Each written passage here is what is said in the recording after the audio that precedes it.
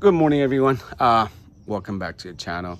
In this video, I just want to talk about my whole experience about owning a Tesla after 2 years and 7 months, and what kind of mods you should do, and what to expect from owning a Tesla as a first-time EV owner, and how much it costs to maintain, like all kind of stuff. So I'm probably not going to go in the same order as discussed, but let's take a look at my vehicle. Now driven under 25,000 miles. It has, and it's only what, like, and I supercharge it maybe about, I would say 30% of the time, or maybe even less now. This is where I parked the car when I first got it about December of 2022. And as you can see, I don't know if there's any imperfections, but I'm going to do a close-up shot for you to see it later. But let's say, so it's your first time owning a Tesla. One of the things that you're going to notice is your insurance. So insurance is going to be quite a bit. Just give you a quick reference. I used to pay about $647 for two cars, a Sienna and a Lexus. But when I got this Tesla, it went up to $647 for 6 months. And just this Tesla alone, Tesla and I think another vehicle, went up to like $1,500. So I called up the Wawanisa at that time, and they told me that it was a standard industry increase, and that goes across the board. I don't know if that is true, but the insurance is going to be really high. The registration is going to be close to 1,000. Let's see. And charging wise, I have solar in my home, so for the last 2 years, I didn't, maybe 2023, 2024, I didn't have to pay anything. However, this year I had to pay $368 to Edison. And it seemed like Edison's keep on increasing the monthly. Used to be about $13 for interconnections. Now it's like $33. Right, so as far as maintenance wise, I didn't do much. As for all I did was the tires rotation. Just make sure you follow the manufacturer's suggested mileage. I think about 62 or 6,300 and then you rotate it. I have the long range, so I can rotate it back and forth. But if you have a performance where it's staggered, the front is smaller than the back, then you can't do that. And the air filter, and that's pretty much it that I did for the last 2 years and 7 months. As far as if I were to go back in time, 2022 December, back then the Tesla demand was really high. I bought it from the inventory, so, and it just waited and it pops up and I bought it. But now you can order it, and you can also pick up an inventory too, but there's a whole bunch and a bunch of discount. But if I were to go back and buy the Tesla again, here's some of the things that I wouldn't do. So I wouldn't spend money on color, because when you do, I noticed that when I do a trade-in on the with the Tesla, they don't give you any money on the $2,000 that I paid for the red color. And also PPF wise, because my reason back then when I bought the car was I'm going to keep this car for like 8 years or longer, and I wanted to a lot of protection for it. But even with the, I pay like almost like 1,700 or 1,500, somewhere around there on the PPF. I got a discount there.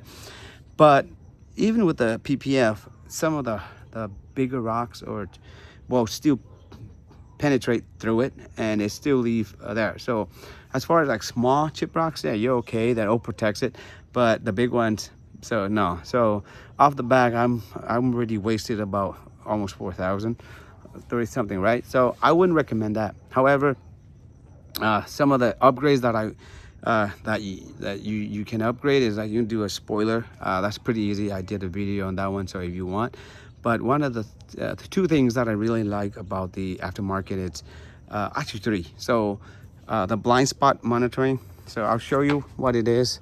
So if you opens up, so this thing right here, that's the blind spot monitoring. So you see that it's, so when right now it's red, but when as you're driving on the street, right, and if there's a car or in your blind spot, and you signal to left or right in this case, this thing would light up in red. So that means there's a car there.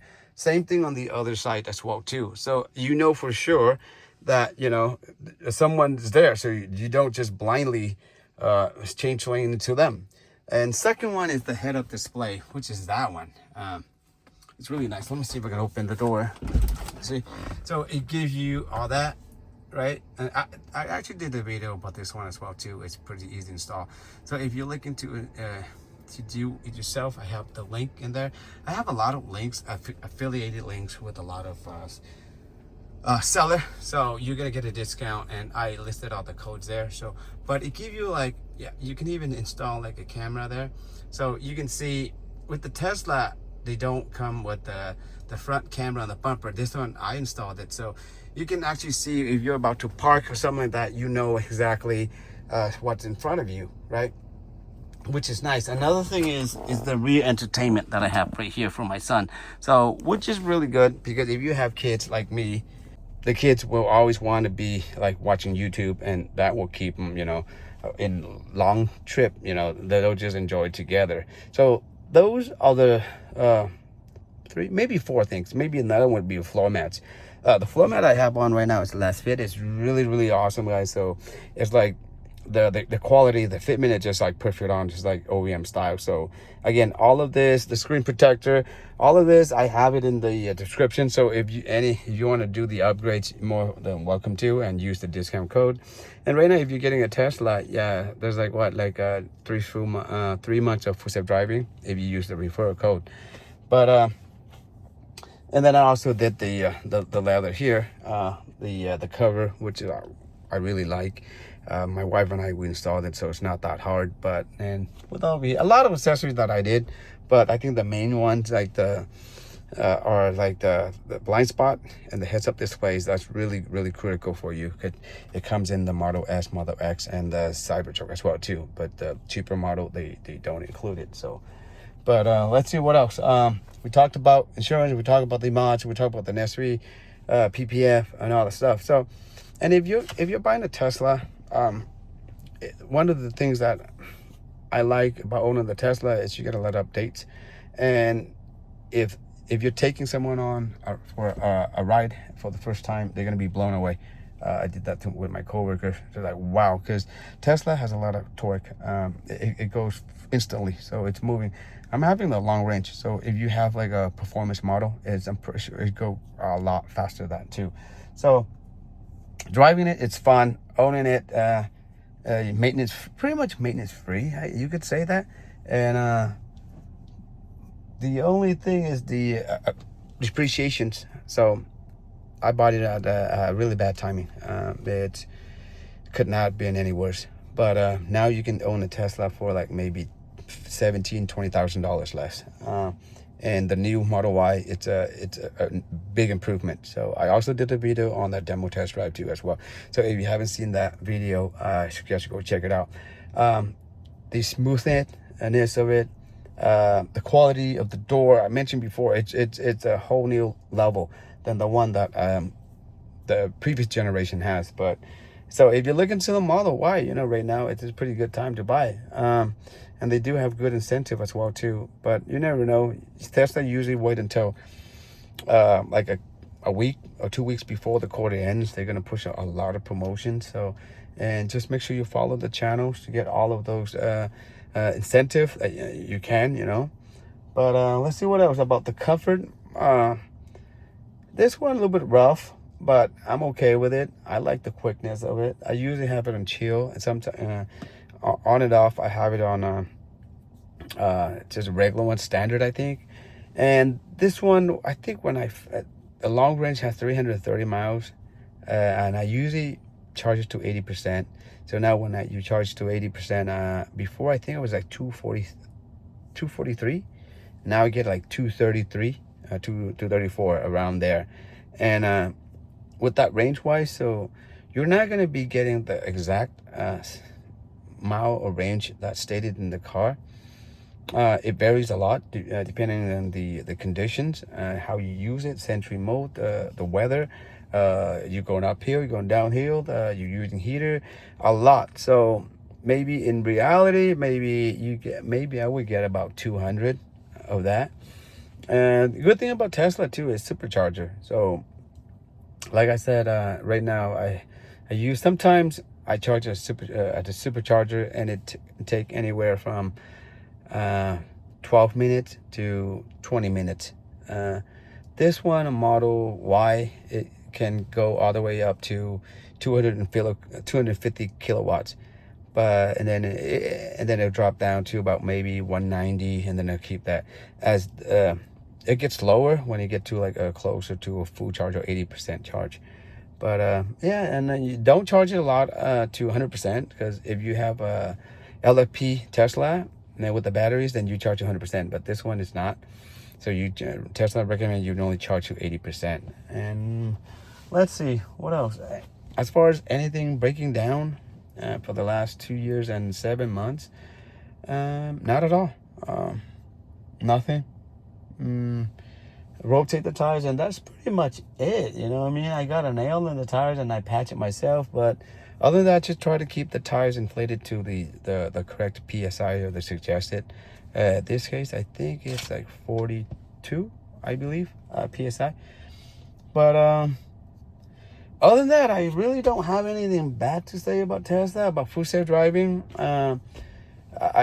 This is a hardware 3, so if you're gonna get into a Tesla, try to get into the hardware 4, or Tesla now changed it to IA4 hardware, because it has a lot of improvement on the camera and the processor and everything. So Elon said that they're gonna kind of like if we paid for the full self-driving with the older version of the hardware, Tesla gonna do like an upgrade on it, like for free of charge.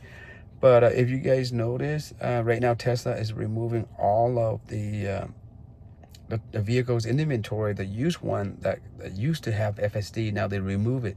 They just put like basic autopilot, right? So unless you're buying it from a private party, then you're gonna probably you can get the FSD. Otherwise, you would have to cough up the $8,000. Full self driving, I did a lot of demo on that one too. So Tesla, I think, so now when you buy a car, you can have like, use the referral code, so you can try it out for 3 months, right, and enjoy it.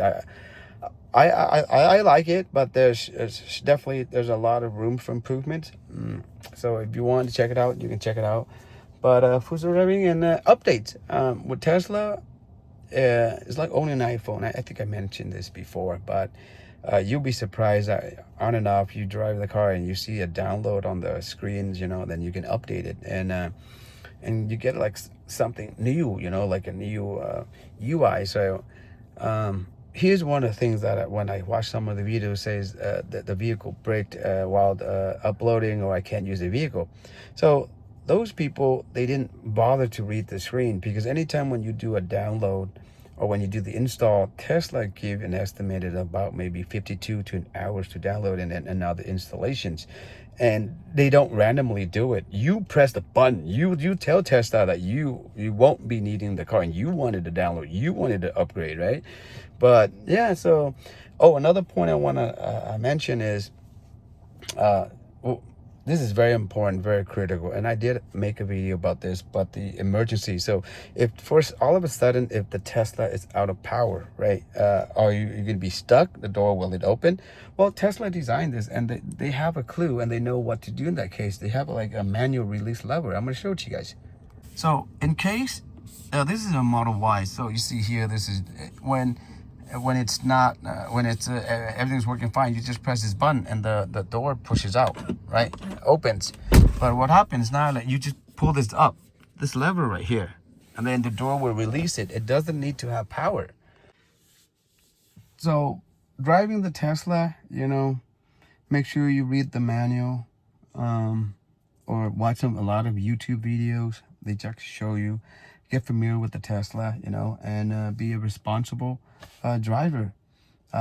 Recently, I did a video on Tesla being sued and asked to be paying like $243 million, is because of like, I think more like of the wording of the word, autopilot, and that what got Tesla. But the negligence was on the part of the driver. You know, he dropped the phone, he went to look for the phone, and he had his foot on the accelerator. And even though autopilot was on, and as the human intervened, we have full control. We override the autopilot. So in this case, he had his foot on the accelerator, so of course the car will go through it, right? But that's another story. So just make sure if you're ready to become a Tesla owner, you know, be a responsible one, respect one another. You know, I don't know. Do you guys say hi to another Tesla owner if you see it, or do you talk to another Tesla owner at a supercharger, right? So that's, I think the video is kind of long enough already, so that's pretty much gonna wrap up this video. And if you guys, if I missed anything, or if you have any questions regarding about buying a Tesla, owning a Tesla, maintaining a Tesla, what accessory you should get, once again, I list everything in the description part with the coupon codes and stuff like that. You get like what, maybe 5% all the way up to like 20% off of the price. So, but if you watch it all the way to the end, like right now, I'm pretty much thank you very much, and don't forget to give a like and subscribe to the channel. Other than it's Sunday, be safe, till next time.